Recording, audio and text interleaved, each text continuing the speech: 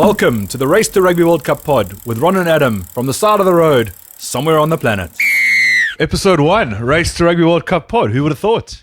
Who would have thought? I'd never thought I'd ever be on a podcast, especially outside of a studio, in a hotel room, just soaking it all up. And less than 48 hours before we start heading towards Windhoek.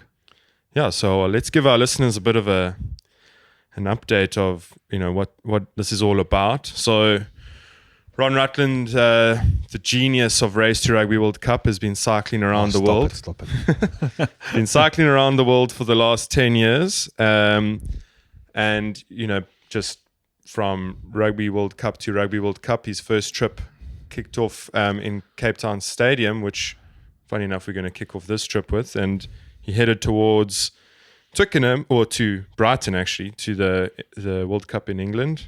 He's traveling through all the countries of Africa. And with the success of that, he jumped on his bike again and cycled from Twickenham to Tokyo for the 2019 Rugby World Cup.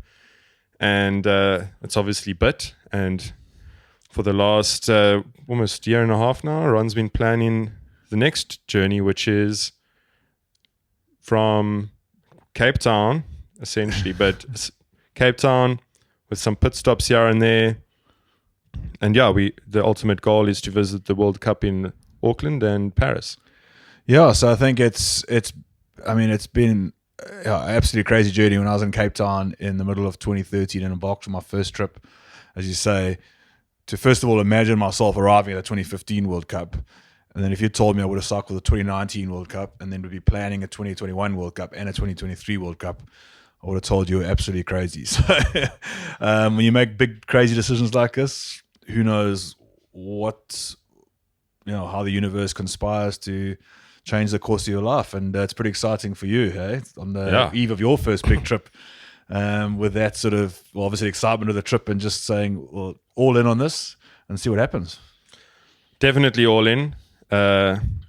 It's, I guess, I thought you would be more calm after 10 years of experience, and I could lean on that. But no matter what the trip and the adventure, there's always going to be the same jitters and the same excitement that you got to get. And I'm certainly feeling it with 48 hours to go. Giving a bit of a description of where we are. We're sitting in a hotel room in Gardens, Cape Town. And we've just got boxes and things, and I say things because it's literally just things all over the place. And slowly but surely, we finding these things a home. And if they don't find a home, they donate it. And that's minimalism at its finest. Yeah, and that's one of the great joys about seeing the world from the back of the bicycle. And I think just to give people context, obviously the idea is to cycle from World Cup to World Cup. So the last World Cup was in Japan. So people might be asking what we're doing in Cape Town. And this journey that we're going to be doing from Japan all the way down to New Zealand for the Women's World Cup, which takes place in 2022, although it's technically the 2021 World Cup. And then we'll head across to South America and cycle on towards France for 2023. That journey covers all 5 continents, except our own home continent of Africa. We are world champions as well. So we just thought it'd be a good idea to make sure we include Africa, particularly Namibia and South Africa being the 2 teams that will represent Africa in the World Cup. So we're doing as a bit of a prologue, a bit of a warm-up. It gives us a chance to test our tech, gives us a chance to do our first podcast. And it gives us a chance to, just get things in place. And with all the challenges of COVID at the moment, we've got to try and find a way to get Japan. So I guess we're delaying the inevitable there. Yeah, well, I think, Ron, I'm going to actually interview you, and just in all the planning with friends and family, getting the regular questions. I'm just going to quickly list them now and we can go through them one by one. But it's, where do you sleep every night? How did you plan your route? Visa, COVID situation. How many Ks do you do every day? Well, let's start there. Okay, so and I think we are doing a podcast. So this is kind of a really good example of what we'll be doing every week. So podcasts have become a thing. We both really enjoy them. And I think for us, it's a unique opportunity to share our story audially by sound, as we go on this journey. we're going to do regular newsletters. We're going to do various social media updates and that. But effectively for us, it's going to be an opportunity to do like a weekly newsletter from the road, share our stories, share our experiences. And we're also looking forward to interviewing people from the world of rugby. And I think that's where, from a unique offering, we just want to, rugby's taken me around the world wherever I've gone. I've called up a local rugby club, and it's incredible that, how widespread rugby is, and even beyond the borders of what we consider traditional rugby countries. So we're trying to find characters of the game, people involved in the game at any level whatsoever, whether it's All Blacks or ex-Springboks or ex-Greats or people who mow the lawn regularly at their local rugby club. We're looking for these characters, what rugby means to them, what rugby, a little bit of our history of rugby in particular countries, and just what rugby's doing to help local communities. So we're just both curious people. We're both rugby fans. So we want to combine all of that and hopefully produce a podcast that people will listen to. Yeah, it's quite a nice little collab. There was that one person on a show I listened to, and his Instagram page is all about ramen and watches. And so essentially ours is rugby and cycling. And adventure. Yeah. So yeah. And travel. Yeah. People, yeah. So those are the themes that you'll kind of get a grip to, like, as we go through the journey. Okay. Now I must get back to your questions. Okay, so first of all, why the route? As we discussed before, obviously following one World Cup to the next, and I've been, I guess going to the men's World Cups, but as the women's game's grown and World Rugby no longer distinguishes between men and women's World Cup, we just do it for the ease of conversation. But the next World Cup's in New Zealand. I was always planning on cycling from Japan to France, looking for a route to include as much of the world that I hadn't cycled as before, and that's pretty much Thailand south, as in Asia and Oceania. I'd never cycled any of the Americas, so hence the very convoluted route from Japan all the way down to New Zealand through Southeast Asia, then hopping across the Pacific to South America, making it all the way up South America, Central America, up the east coast of the US, then across to Iceland and the UK before a final few days from Twickenham into Paris. So that's the big route. The Women's World Cup, the New Zealand World Cup that was supposed to take place in 2021 has been delayed to this year. So now it gives us the perfect opportunity for a trip that's going to take about 2 years to stop halfway and to divide into two legs. So we'll be taking the match whistle. We'll be for the opening game of the Women's World Cup in New Zealand. We'll be delivered that or handed that in Tokyo. And we look forward to delivering that on the day of the opening game on the 8th of October, which, funny enough, I do appreciate World Rugby organising a South African game to kick off that World Cup. And we'll spend a bit of time in New Zealand before changing shirts, jumping on a flight to South America and starting the route, first of all, getting the whistle and then starting the route to the Men's World Cup and delivering the whistle there on the 8th of September, 2023. So that kind of explains the route. We've explained the prologue, the idea of just doing a little bit in South Africa and Namibia to kick things off.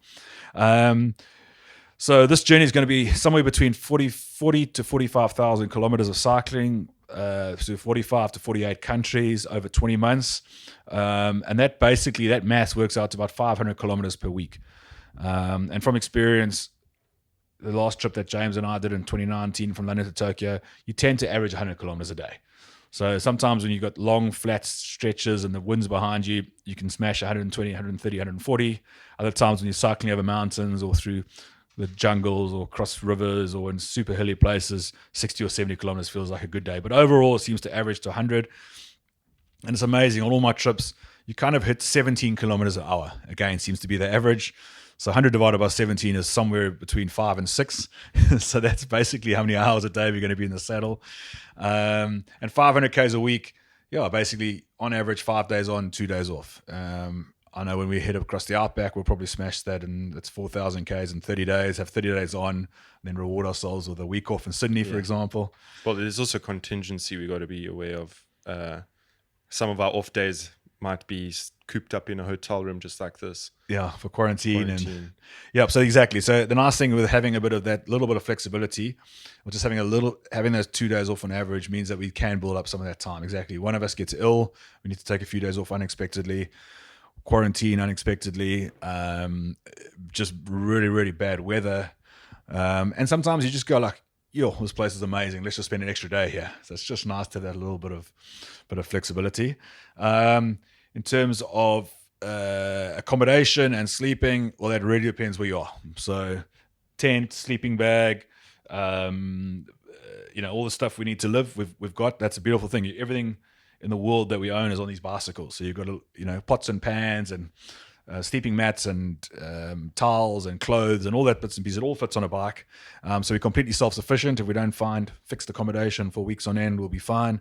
Sometimes in bigger cities, it's nice to sort of blow the budget a bit and get a bit of a proper accommodation and a good shower and maybe a meal or two out and a few beers. But again, from experience, there's one of the amazing, beautiful things about cycling around the world and cycling through places, you just see the best of humanity. And I just got a grin on my face just thinking about the people that are going to invite us into their homes, the people that are going to put us up at their mosques and churches and synagogues and hopefully not too many police stations, but but over time, we'll just kind of go there. And obviously, the only day of this trip we've actually planned is day one from Cape Town to Stillies. We'll talk a little bit about that just now, but hopefully we'll have 70, 80 people joining us for a bit of a fundraiser, a soft launch for our fundraising activities, which we'll talk about extensively just now. And the last 3 days, right at the end, from Twickenham to Paris. But in between of that, everything's open, and that's the exciting thing, just being self-sufficient. Yeah, that's epic. I have no credibility on adventure. I think the most I've ever done is like a 3-day stage race where people set up your tent for you and you've got boxes sent ahead and so on. So for me to actually even claim I'm an adventurer just yet, it's a bit shady. I do believe in your philosophy where it's like the adventure starts when you say I'm in. So I guess for the last few months I have been on an adventure. But then just going a little bit back to the sleeping, it's like what do we eat? Because I don't know. I'm hoping that we have some full meals every once in a while, but I know that's obviously not a reality.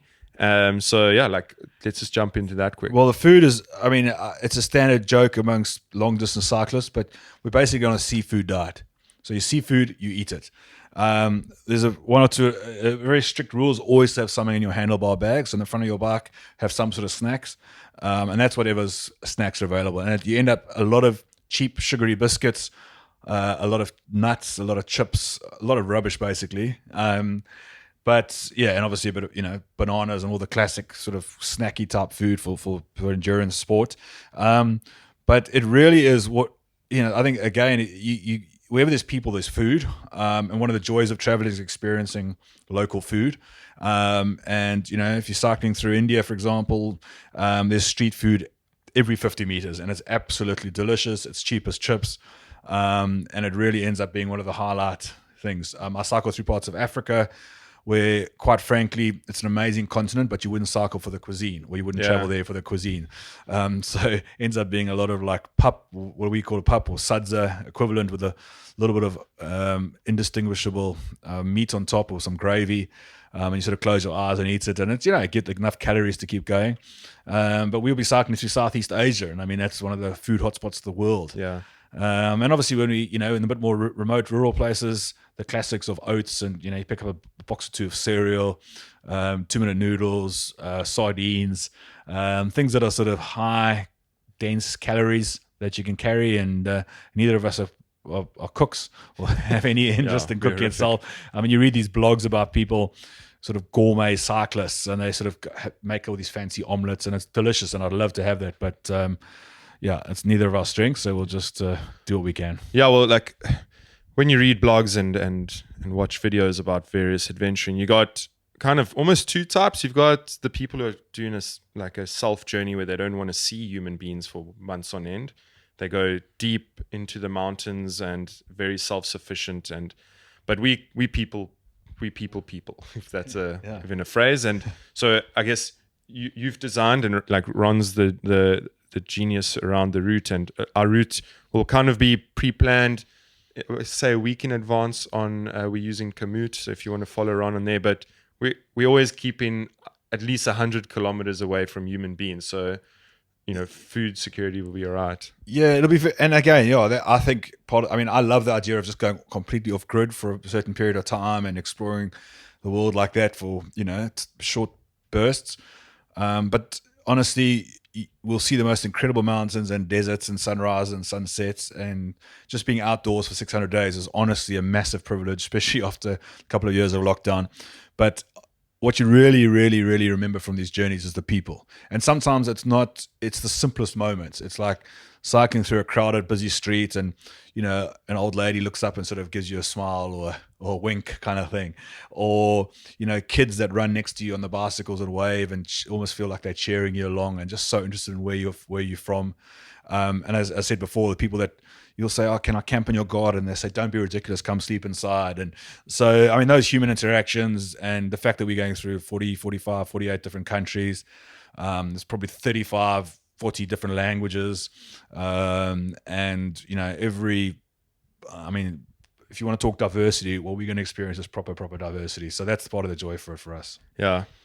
I'm super excited. And jumping onto the diversity, the diversity requires travel and entering and exiting different countries' borders and bureaucracy of that.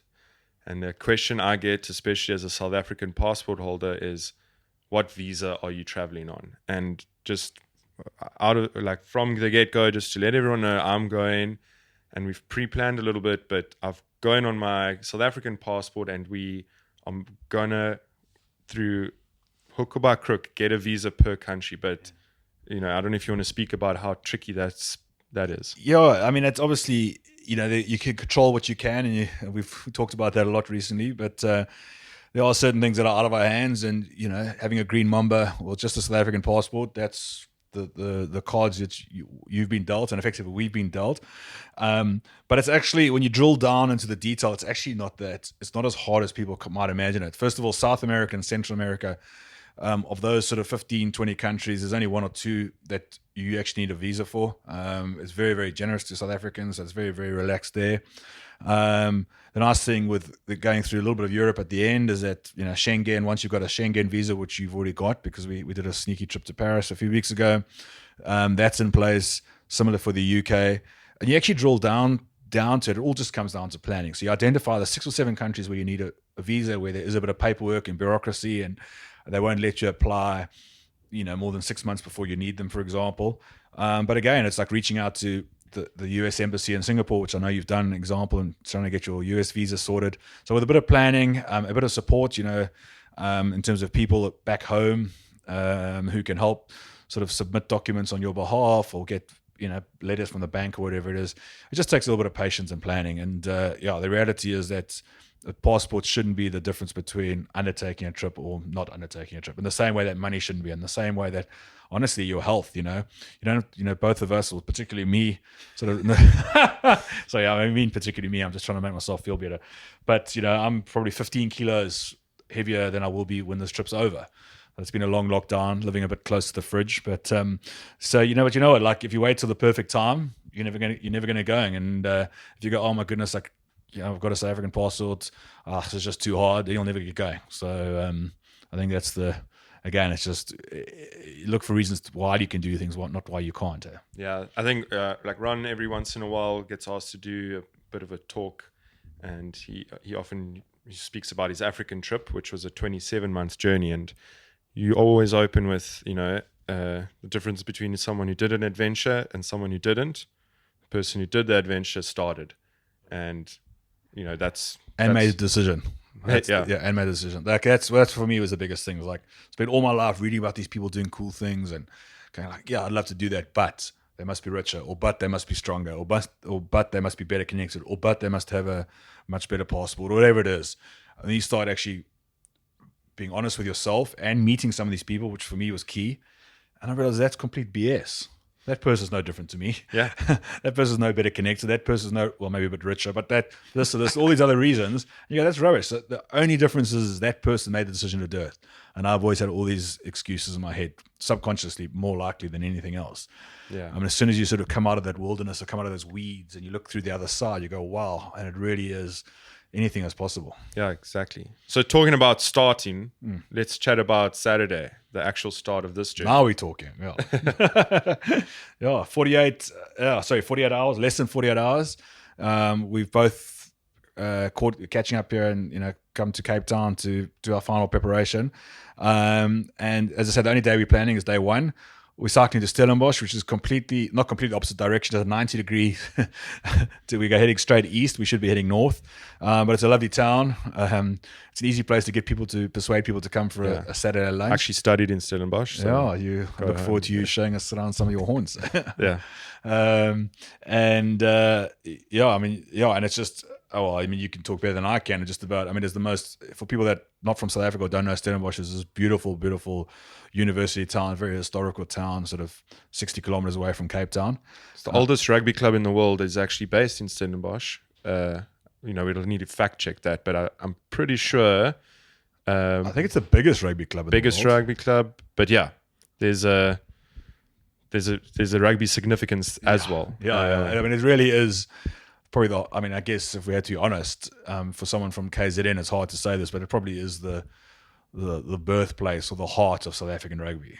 Anyway, and it's a beautiful little town, and it's got a lot of wine farms, and so it just seems like a nice, obvious place to cycle to day one.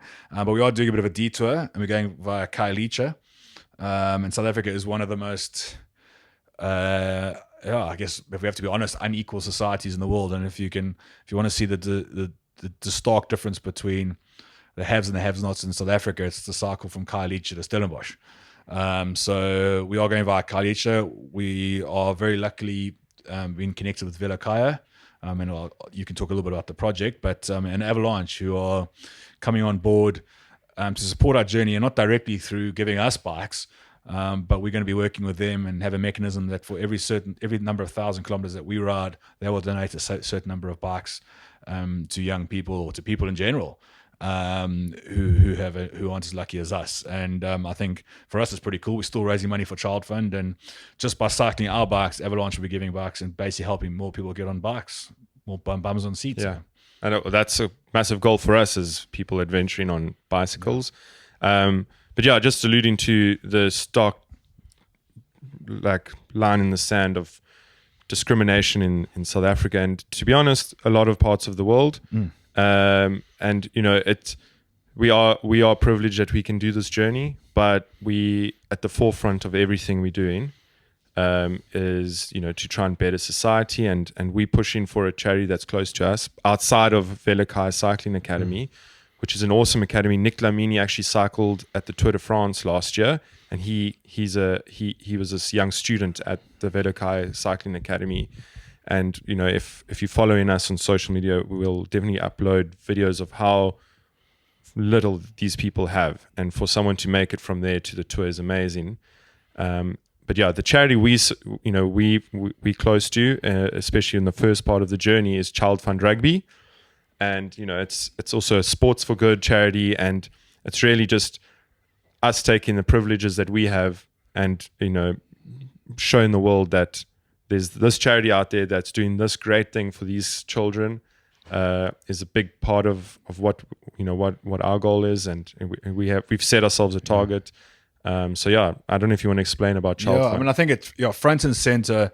I mean, I've been lucky enough to do my first adventure was quite a personal journey, and I had my own reasons for doing it, but fundraising wasn't at the front and center of it.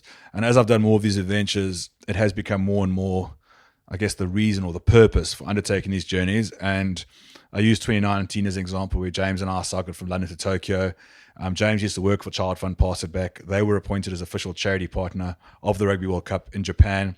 They're a Rugby for Development program that started in Laos. They operate in Vietnam, Timor-Leste, Philippines, Cambodia, do a little bit of work in Fiji.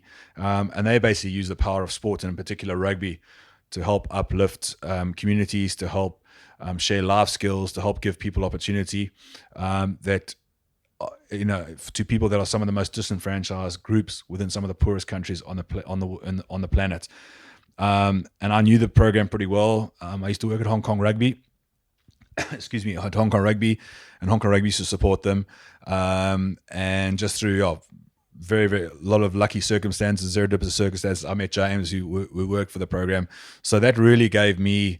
That was really the decision, or that was really them being appointed as the charity of the 2019 World Cup was really what prompted me to put that other trip together. And it was the most rewarding year of my life. It was absolutely incredible.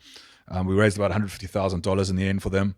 and to go and visit the programs en route in Laos and Vietnam, to go meet these young people that James had worked with for many years, to see the impact that that this project had made on these young people, and vice versa, the impact that these people had on someone like James was just I get goosebumps just thinking about it, and it was absolute highlights of the journey. So I'm delighted that they're the official charity partner of New Zealand 2021.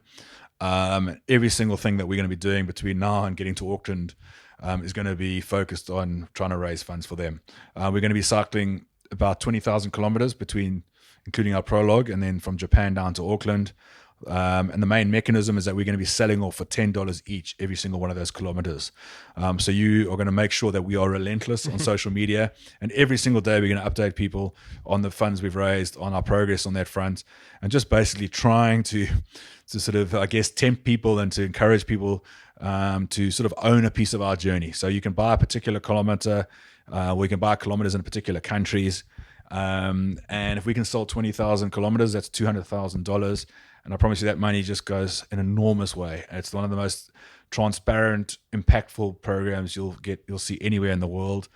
And I know they have, I'm not sure how much I can say, I'm not sure exactly at what stage all of these conversations are happening, but I do know that they have imminent plans of coming to start a program in South Africa for the first time. And to know that, while we're cycling in Africa and Namibia in particular, South Africa and Namibia in particular, the funds raised will be coming back here as well. Hopefully that gives people comfort that the money is going back into the communities in which they live. And yeah, as I said, we've got a very ambitious and aggressive target of reaching $200,000. But honestly, it's just on those days when you wake up and you get out of the tent and it's 40 degrees already in the morning, on days, cycling in Japan in late winter, and it's sort of wet and cold and your feet are numb and your hands are cold. And you do sometimes, and it happens, you go like, what the hell am I doing? And where's the fun in this? And it really does. You just sometimes take a deep breath and you look down on your sort of top tube, and perhaps you got pictures of some of the children. James, we used to have pictures of the coaches that we supported, and it makes an enormous difference. It really, really, really does. And it's, as I say, just having that sense of purpose just really does put some extra energy in the legs.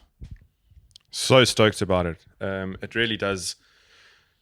It makes me super happy. The one story you really mentioned to me was the story about Laos, and I'm going to paraphrase this because I don't know, like the actual details, but the community in Laos, the ladies there were very discriminated against, and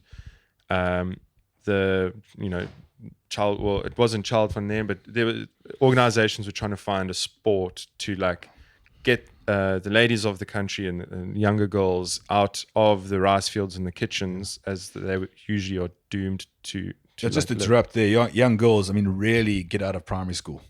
As soon as they're old enough to start working, as they get yanked out of school, and as you say, expected to go work in the fields and work in the homes. Yeah, and they introduced football, soccer, and the boys kind of overtook that and said, no, it's a boys' sport. I'm just using a sport, for example, and they tried cricket and athletics or whatever, and it kept getting pushed back to being a boys' sport. But then they introduced the rugby ball, which the boys of that country of Laos have never seen before, and they kind of said, well, we don't know what this is. You guys can have that sport.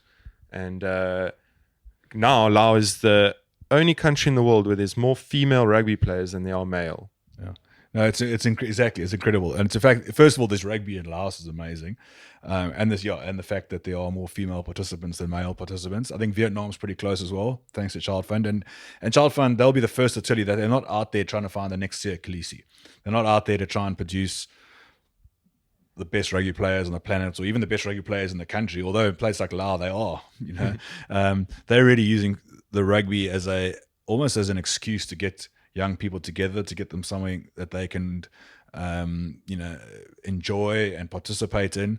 But those sessions are very, very structured. A lot of thought and planning has got into them. And roughly half the sessions is around teaching young people life lessons, to give them confidence to go out there and, say that they're worth more than just being a rice farmer, or more than just sort of cleaning the dishes in the family home. And they should have at least the same opportunities as their brothers.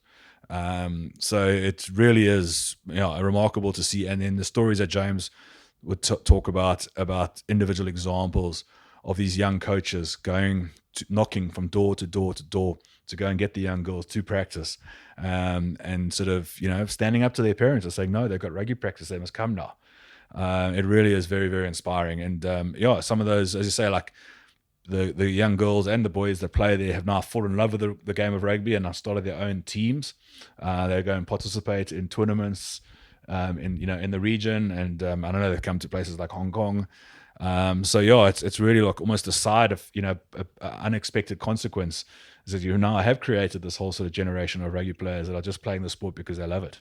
Yeah, exactly. Oh, super pumped. Can't wait to see the program when I get there. I know you've seen it already, and cannot wait. And I feel good that every kilometer that we cycle, hopefully we sell them off, and the money can go and help this change. So please visit our website, and we'll put it all in the show notes. Our website and the various links and things like that. And this prologue, it's RaceToRugbyWorldCup.com. It's still a bit of a landing page and a holding page at the moment. By the time we get to Japan and start the Race to Rugby World Cup proper, it'll all be sort of looking all fancy and properly organized. But the links to make a donation, links to buy a kilometer up there. And please, just $10 a kilometer. If you can afford 1 by 1, if you can afford 10 by 10, whatever you feel comfortable doing, just know that every single cent that we raise goes directly to Child Fund Pass It Back. And they are used over and over again as an example of being, one of the most impactful charities you can imagine in the sport for development space. So it really is money worthwhile. Awesome. Well, Ron, do you have any fun small notes to mention whilst we're in this room? I know we haven't cycled a kilometer, and the adventure junkies out there are quite keen to know what happens on the route, but I think we've summed up a little bit of what's been happening in the last few months. Anything missing? Now maybe we can introduce, this isn't actually just a two-man team. We have Catherine in the background, who's going to also be helping us produce this podcast and helping facilitate logistics and stuff. I think it's that's the point. I've actually got a notebook here. For those of you just listening, you won't be able to see it, but I was sitting down last night just thinking about, Adam and I are going to be the ones getting to enjoy the journey and getting to cycle 45,000 Ks. And we both worked our proverbial asses off to get ourselves to the start line. But I was just thinking, I've been suffering from ITB badly in the last sort of 6 months, and this is just one example. So I've got a list here of Andrew Hill, Haley Silverite, Angela Ensler, Nikki Aylward, James Fleming, Bryce Jackson, Lou Seville, and Bron Bates. So that's 8 or 9 people who've all basically done everything they can to help me prepare physically for this journey. So unfortunately, there's no dietitian on that list, so it's a little bit chunky. But just to everybody who's been so invested in this journey and have bent over backwards and given up their time and their expertise just to help me sort of recover from that, as an example. And we met your mate Brendan yesterday, who works on our documentary. And he's very generously going to be producing these podcasts for us out of the kindness of his heart. He just loves the story. As you say, Kath, who's an old friend of yours, and circumstances have just been, again, very serendipitous. And we've got so much that we're committing to in terms of content, wanting to share our story, and ultimately with the purpose of trying to raise funds for Child Fund.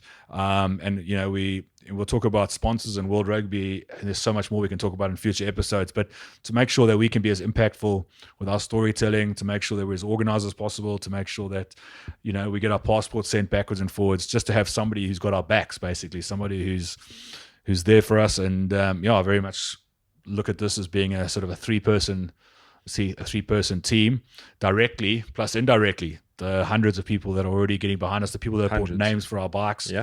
You're a lot more popular than I. You've got 3 of your sort of 3/4 of your bike covered in names of people that have contributed and effectively crowdfunding our bicycles.